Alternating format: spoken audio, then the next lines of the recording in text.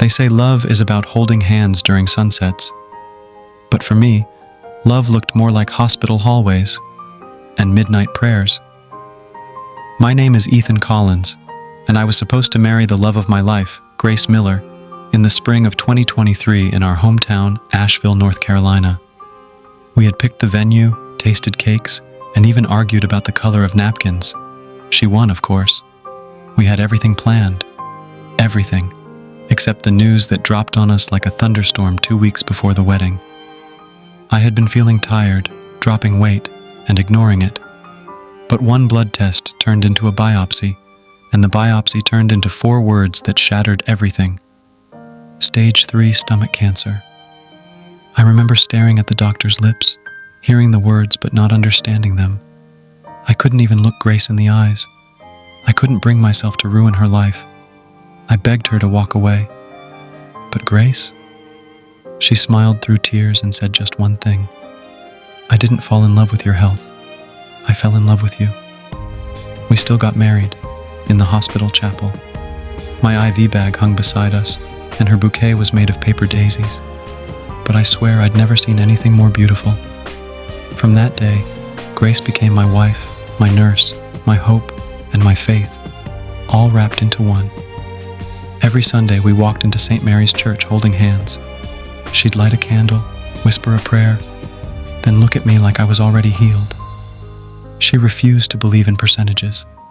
Instead, she believed in miracles. Grace sold her gold necklace, her late mother's diamond ring, even a small cabin in the Blue Ridge Mountains her family had owned for generations, all for my treatments. She talked to every specialist from Boston to Seattle, sent medical reports across oceans, and read every medical journal like it was a love letter to my life. She stayed up nights beside me on the bathroom floor, holding me through the nausea, whispering stories of our future kids, vacations in Oregon, and growing old with gray hair and front porch swings. But behind her strength, I saw her slowly break. One night I found her crying quietly into the kitchen sink. She thought I was asleep. That night I prayed for the first time in years. God, I don't care about me anymore, but please, give her a life full of love. She deserves the world. The next morning, over pancakes we didn't finish, I said, let's stop chasing hospitals. Let's start chasing life. We agreed. No more treatments. We went off the grid. Spontaneous road trips, picnics at Lake Lure, baking pies that turned out awful, laughing until our cheeks hurt. We danced in the rain, sang out of tune, and stargazed like time had paused just for us. Then something strange started happening. I didn't feel sick anymore. No pain, no fatigue. I started walking further, breathing easier, even gaining weight. Weeks passed, and Grace, being Grace, dragged me back to the doctor.